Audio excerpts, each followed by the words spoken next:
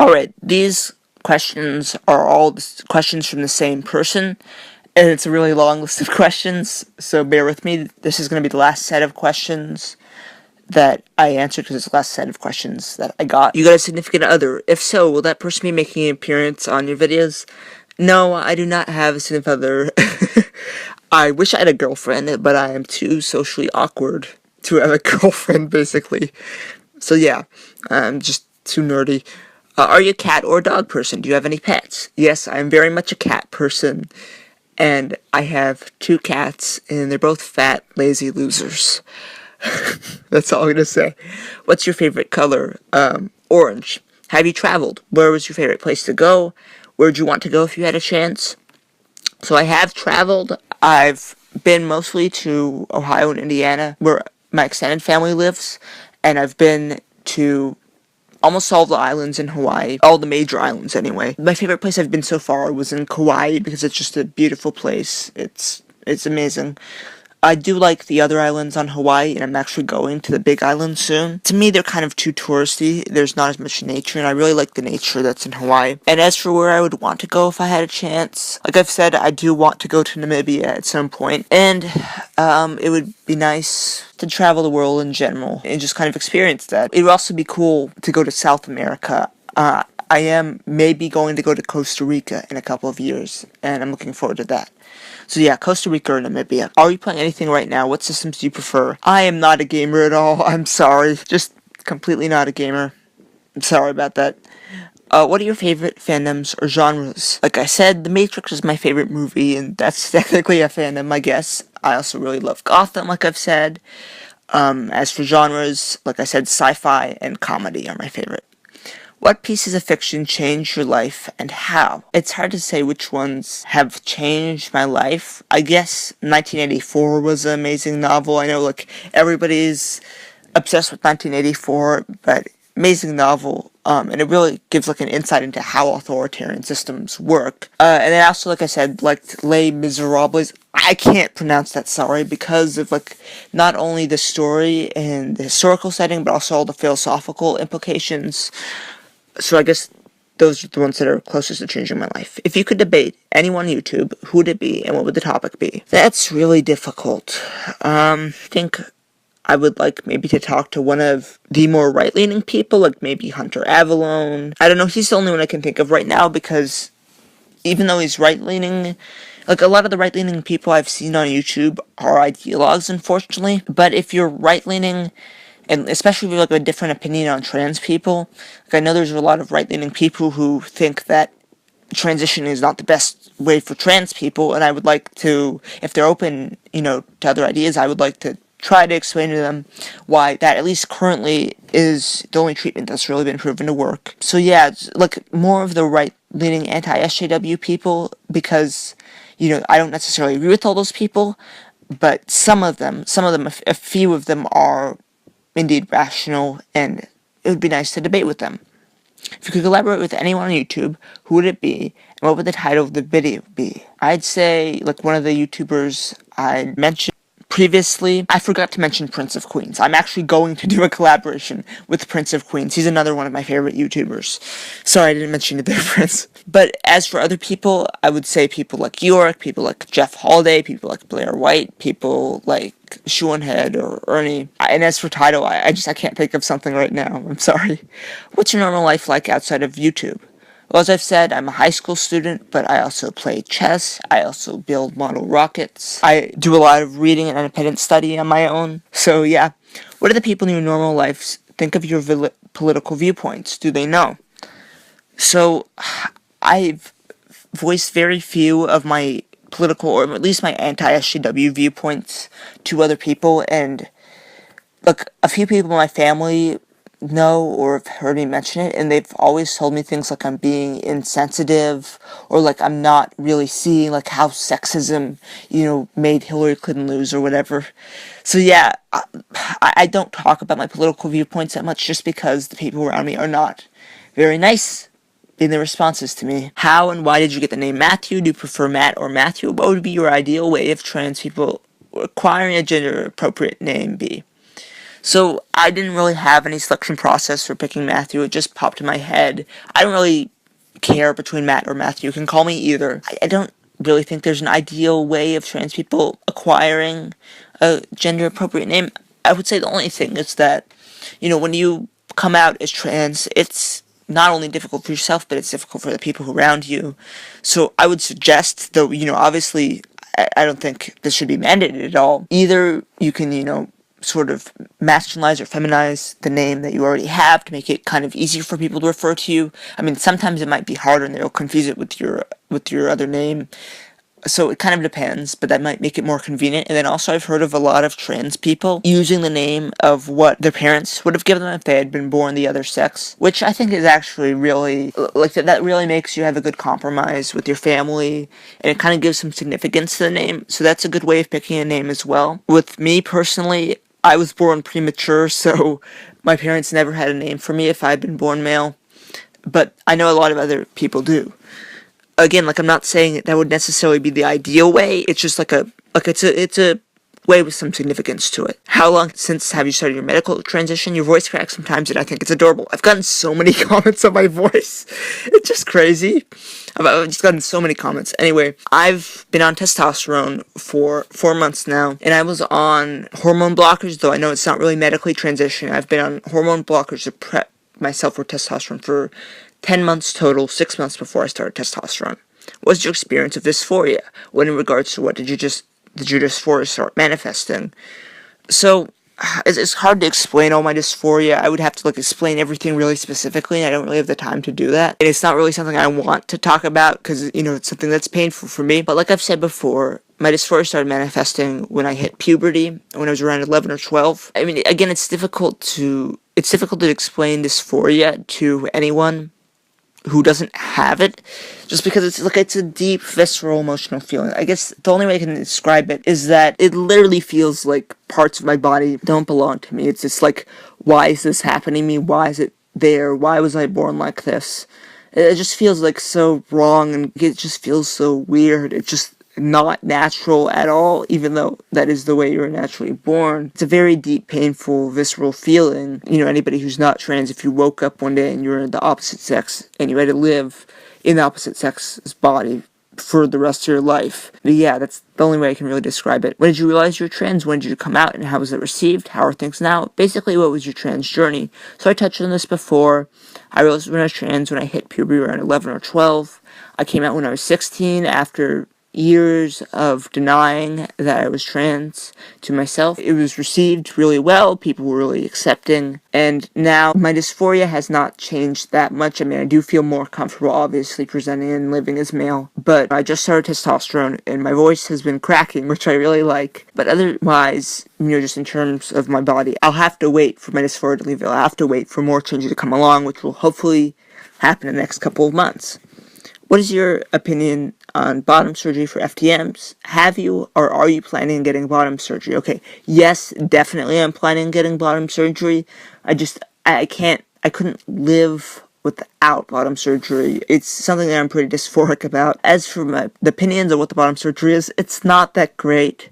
I mean, it's good. You can definitely be happy with it, but it's not perfect. And that's nobody's fault. It's just the technology isn't quite there yet. But I'm planning to go along with the options that are offered. Specifically, I'm thinking about phalloplasty, but obviously I can't really work towards that until I'm at least 18, which is completely understandable because it's a huge surgery. What do you think of trans guys who don't want to have bottom surgery, i.e. because it's quote-unquote not there yet, and they'd rather wait until a better option comes along? So I understand that. Like I said, it's not perfect. I can understand why you might be hesitant when trying to get that surgery, especially because it's such a big decision. The only real problem I have with trans guys who don't want to get bottom surgery is when they say it's because they're perfectly comfortable with having female genitalia. Really, man? Really? You're perfectly comfortable having female genitalia, but you have a male brain? I don't understand. But there are legitimate excuses for not wanting to have bottom surgery. Things like the cost, the risks. As mentioned previously, the results not being that great. Has working on any of your videos caused you dysphoria? And if so, how did you deal with it? Yeah, especially when I was starting making my videos. I know a lot of you guys probably don't see my voice as sounding that high, but to me, it just sounds really high because it's still, like, within the female range, I guess, and not within the male range. I know, like, it's sort of irrational to think of it that way, but just listening to myself talk just made me uncomfortable. It's a little better now that my voice is cracking. I just kind of toughed it out. There's not really a way to deal with that other than just kind of talking the lowest voice you can without sounding that unnatural. And it's not like, oh, people will see me as a girl or see me as having a girly voice. I never thought about that. It's like all internal. It's all like, oh, my voice sounds like a girl. My voice is in a male range yet. Ugh. Have you had any face-to-face issues with transgenders? If so, what happened? Yes, there's a transgender at my school, and she is just the worst person ever. I just... Oh, she is just legitimately the worst person that I've ever known. She is just awful. She's a bully. She's a legitimate bully. She legitimately goes out of her way to put people down and to demean them and to hurt them when they've done nothing to her. But she's a transgender. She goes around in a dress and makeup and all of that and claims to be a quote-unquote gender non-conforming trans guy. And she doesn't plan on transitioning at all. She doesn't even plan on legally changing her name. She doesn't change the way that she dresses at all. The only remotely masculine thing about her is that she has short hair, and even that is like a girl's haircut. And she claims to be oppressed because even though she goes to a private school like I do, like a private high school that's like really accepting of people, she claims that because she's quote-unquote trans, because she's black, she's oppressed. Yeah. One personal incident that happened between her and me is she called me a racist over a misunderstanding in front of the entire class. And it was just really upsetting, and, she continued to bully both me and other kids in the class, just, like, outright yelling at them. It was just so awful that I actually had to change my schedule to not be in classes with her because she was legitimately affecting my mental health.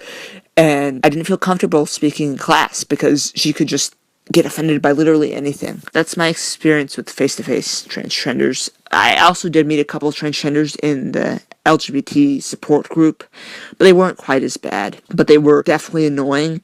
There was this one person, and I think this actually was a trans guy, so I'm not sure whether to really call him a transgender, but like he genuinely had intent on transitioning and generally presented as a male. He just claimed to be non-binary because he watched a TV show in which there's a non-binary character. That's your reason? Do you understand why people don't take quote-unquote non-binary people seriously? Okay, anyway, enough with my rant. Have transgenders affected your transition personally? If so, how? Yes, definitely. My endocrinologist told me, like, she keeps trying to make sure that I was ready to go on hormones, even though my counselor, who's a licensed gender therapist, really knew that I was ready. She was still kind of skeptical of it. And I understand that, especially with the transgenders. But she said, oh, there are all these people who want to go on hormones, and then they end up regretting it, and they go off hormones. And she's like, are you sure you're not one of those people? Are you sure you're absolutely sure? And I'm like, yeah, I'm absolutely sure. But, like, I'd wait for months and months. It took me 11 months total getting testosterone. And most of it was just for confirming that I was actually trans. And so, I feel like 11 months was a little too long. I don't know if that's just my perception. I don't think you need to necessarily wait like a whole year to go on hormones. At least if it's very clear that you have gender dysphoria. I'd say like 6 months. Isn't that long enough? Anyway, most of the wait was because of these people who my endocrinologist kept telling me about and try to make sure I wasn't one of them. What is your advice to trans people who are struggling with being trans, coming out and trying to understand who they are within the certain social landscape regarding trans issues? Yeah, it's tough. I really feel sorry for anybody who hasn't come out as trans, but you really are trans, and then there's all these SJWs just making everything harder for you. I'd say, be prepared to stand your ground, be prepared to provide actual reasons behind why you're trans, talk about your dysphoria, talk about the things that separate you from all these non-binary special snowflakes, talk about in a scientific sense of your brain not matching your body. And, if people can understand that, I think they can understand trans people, and I think they can understand why that's different from all the transgenders. What is your advice for trans guys who are feminine, okay with being feminine, but worry that will be seen as transgender because of this? Also, what's wrong with a trans guy who want to be cute? I'm adorable. It doesn't make me want to cock any less. Wait, phrasing. Read your video, okay, Milo, here's what I think of you. Alright, so I have no problem with trans guys being effeminate. I do understand how a lot of them might be seen as transgenders, especially if they're effeminate earlier in in their transition, but I think the real difference, and I'll talk about this just in a second, there's a difference between being feminine and being female. You can be a feminine guy, but you're still male. You still think like a male. You still have the brain of a male. And I can understand how if you're a feminine trans guy, people might think you're a transgender because of that, and is kind of unfair. But trans guys tend not to be feminine just because feminine things remind them, I hate to say this word, but it triggers their gender dysphoria, even though it isn't dysphoria in and of itself. So I would say, again, if you're feminine and you're a trans guy, that's fine. Just, like, don't do anything that's obviously female, because then that's like a red flag that you're transgender. So the whole wanting to be cute thing, I didn't really distinguish this, but you can be a cute guy or you can be a cute girl, and those are kind of two different social. There's a certain way that makes boys attractive in the sense that they're cute, and there's a certain way that makes girls attractive in the sense that they're cute. The problem with a lot of transgenders, and the thing that I was calling them out on in that one response to Miles Stewart, and I think I also called it out in a response to Ash, where I was like, why do all these transgenders want to be cute? You know, trans guys don't really want to be cute. What I meant was that trans guys don't really want to be cute in a female way. You know, they don't want to be like a cute girl, obviously, but these transgenders want to be cute in a girly way. So that's what I was saying. There's nothing wrong with being cute in a sort of more of a male way, more of a guy way of being cute. Again, like, it's all social, it's all sort of subjective, but doing it in terms of presenting as female, looking like a cute female, then yeah, that's a transgender. Again, I don't have any problem with trans guys who are legitimately doing that in a male way or legitimately being effeminate. It's just when the transgender's doing it that I called them out on it. What are your thoughts on differences between the words/concepts male, man, and masculine, or female, woman, and feminine? Okay, so I'll sort of try and talk about this the best way that I can. Feminine and masculine. I'm sorry, did I just pronounce that like Miles Stewart? Oh my god, I did. Anyway, those are more related to gender roles. Those are more related to what's typically expected of women and what's typically expected of men. It's not that related to whether you're trans or not. Look, you can be a tomboyish girl or a girly man and not be trans. As for male and female and man and woman, well, a man is just a male person and a woman's just a female person. But as for male and female, those aren't just necessarily your sex or the sex of your brain. They're kind of everything that's strictly associated with that. Like, for example, giving birth. That's a female thing. That's not a feminine thing. That's a female thing. Or, you know, being comfortable with having breasts and showing off your boobies. That's a female thing. Or growing facial hair. That's a male thing. And the thing about all these transgenders is that whenever I call them out, or anybody else calls them out on what they're doing, they'll say, oh, I'm just being, you know, a masculine trans woman or whatever. And first of all, like I've said, not that many trans women are that masculine to begin with, because it reminds them of them being born male. Mostly what they're doing isn't even feminine or masculine necessarily. It's male or female, and that's what makes them a transgender. What are your thoughts of trans people being included in the LGBT, despite the LGBT being about sexuality and T being about gender, which is accepted as two different and unrelated things? Yeah, I say LGBT a lot, but I don't really think it makes sense for trans people to be included in LGBT because they're just completely separate things. And they're not even mutually exclusive. You can be gay or bisexual and be trans. So they're really two completely separate issues. You know, one of the big distinctions is that with LGBT people, most of their struggles for equality and for rights and stuff, and most of the struggles that LGBT people go through is related to society. It's related to how society accepts them. It's related to the kind of laws that are set in place.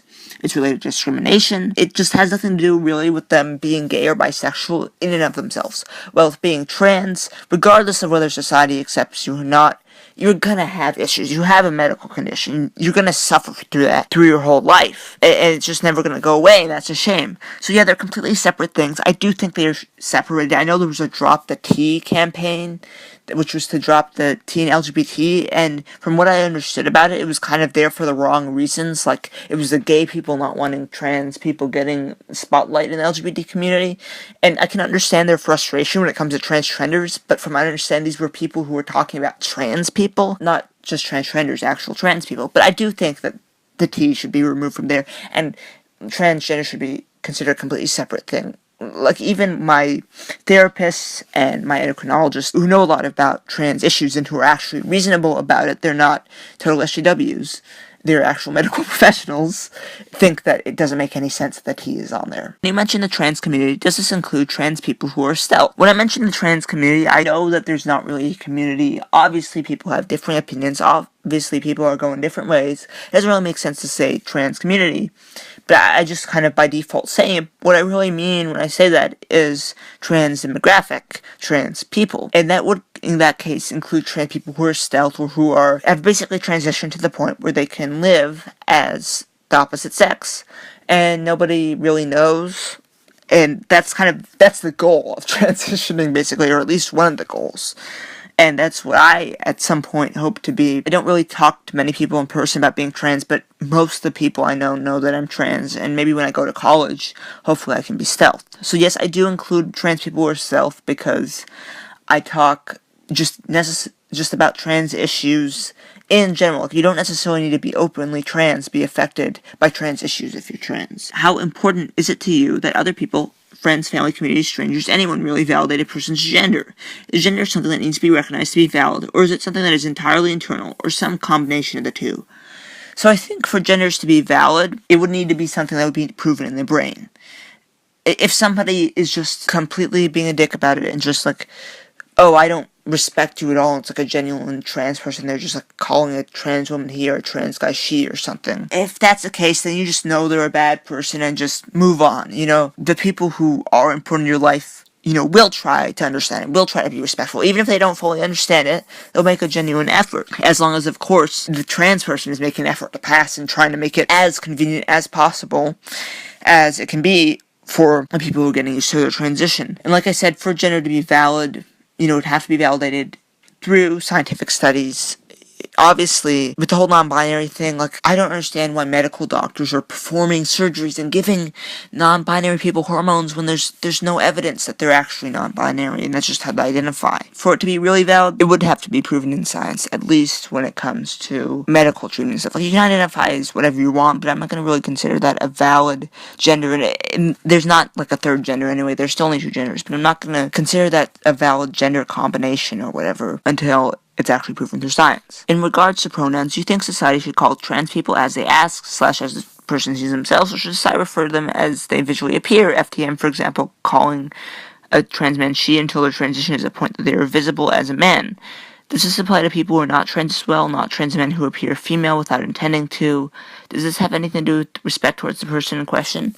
So first of all, I don't think pronouns are really about respect. They're just to denote somebody's gender, that's it. And I think in terms of pronouns, you should call the person what they present as. So even though if a trans person doesn't pass, they'll usually still make an effort to present as female and present as male. And oftentimes, it's just more convenient to call them the pronoun they're presenting as. It is still an inconvenience to actually call them by their birth sex.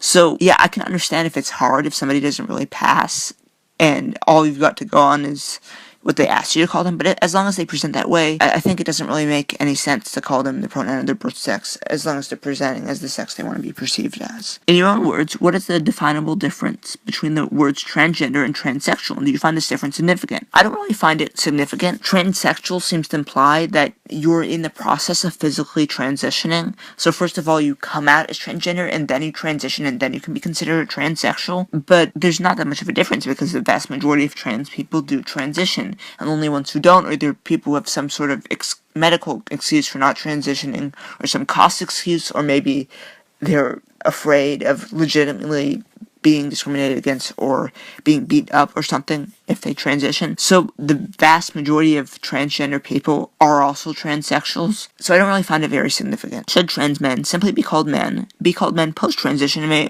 only be called trans men while transitioning, or always be called trans men? I think for the most part they should simply be called men, unless the fact that they're trans comes up in some way, then yeah, mention that they're trans, because that's important. But in order for trans people to really be accepted in society, they have to be normalized. I mean, I'm not saying that being transgender is normal, it's not, but they have to be, perceived as normal people, and they are normal people. That's the way that being gay has been accepted. So I think it's just easier for everyone to just consider trans men men. Again, it may be hard if they don't really pass yet, but hopefully at some point, especially with trans men, they'll pass, or at least present in a way that makes it clear that they're men. How important do you think passing is for a trans person? Where do you find this most complicated? I think for a trans person, passing is really important, because it is sort of the goal. You do want to present and live and be perceived as nothing other than the opposite sex. So it's important for the trans person individually. As for other people, I guess it's also easier for other people because then they can perceive them that way. In terms of finding it most complicated, I'm not sure exactly what this means. Is it, in which situation is it hardest for trans people to pass? Maybe I would say probably for trans women who have completed male puberty, because it's really hard for a lot of those trans women to pass. You know, they've gotten all the effects of male puberty. They can try and reverse some of those sex characteristics, but a lot of them are either really difficult to reverse or you can't reverse them at all. So yeah, it is really hard for trans women who have gone through a full male puberty. And, look, that's nobody's fault, and it's really sad that they can't pass. But I guess that's the situation which is most complicated, if that's what you're asking. If someone wishes to transition but is unable to because of life circumstances, would you still consider them trans? What if the reason for not transition are social or religious, not financial or access-based? I guess it is complicated. I would consider that person trans if they genuinely have dysphoria and they genuinely feel that urge to transition even if they can't. As for the whole social or religious thing, I don't really know. I mean, I guess that would be a case of, like, your moral beliefs conflict with what you want to do, and if you still have that urge and you still have gender dysphoria as a medically diagnosable condition, I don't really see the problem there. But I don't think necessarily a social or religious reason, unless you're talking about social, like they could be physically harmed in some way because people aren't accepting. Unless that's a situation that's social, otherwise I wouldn't really see that as a valid reason for not transitioning. I mean, that doesn't necessarily mean that you're not trans. It's just like, it's a medical condition. That's like saying, you know, I don't want to treat my medical condition because of my religion or my other beliefs or something. I mean, it is your choice, ultimately, unless it affects somebody else. It's not really any of my business. But, you know, then I would think that's not a really advisable thing to do just because of your beliefs. You deny yourself treatment for a medical condition. Alright, so that was the end of all these questions. Thank you so much for submitting all of these questions. I know this was a really long video and I kind of rambled at times. But I hope you enjoyed. Again, thank you so much. Thank you to Darwin Gray for being a patron. Thank you to everyone who submitted questions. Everyone, thank you so much. This was amazing. Thank you so much. Maybe I'll do another Q&A sometime. As always, thanks for watching.